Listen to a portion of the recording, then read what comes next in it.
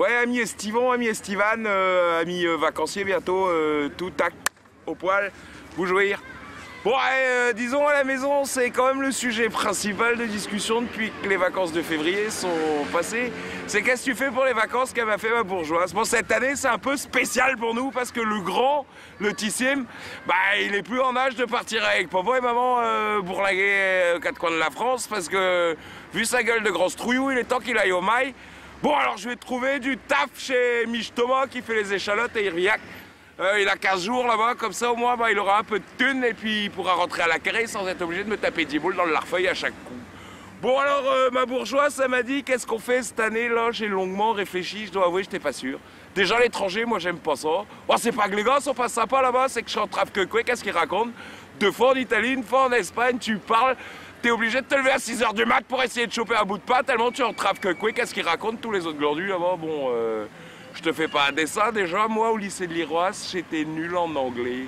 Je savais pas faire the. Ah, t'as toujours un manche à couilles qui vient de dire, mais t'as qu'à mettre ta langue entre tes dents, comme ça t'arriveras à bien faire the. Coup de boule direct, lui, il avait sa langue au niveau de la glotte, je te jure, pour la prononciation, ça allait tout seul. Nickel chrome. Non mais oh, branleur, va. Bon, alors, à l'étranger, c'était hors de question. Autrement, on a essayé les régions de la France.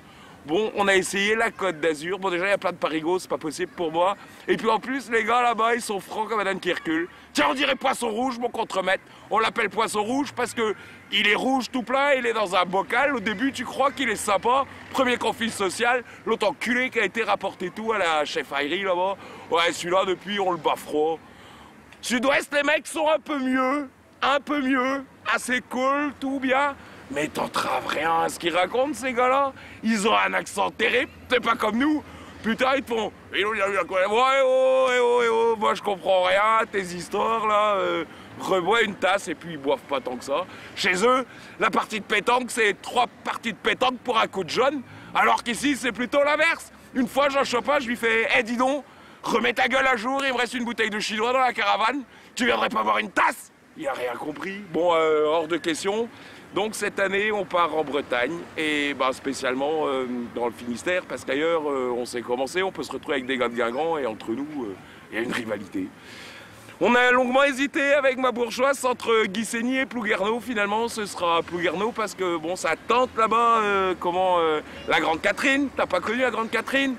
Elle a un bout de terrain où on peut mettre la caravane, la tente et les mouflets sont contents. Et quand ils flottent, bah, ta grande marée, tu vas soulever 2-3 cailloux, t'as 3 bréniques et puis 2 crabes verts. Et avec ça, au moins, la marmaille est contente. Mais bon, toi, pendant ce temps-là, tu peux rester jouer au tarot avec tes potes en buvant un kill.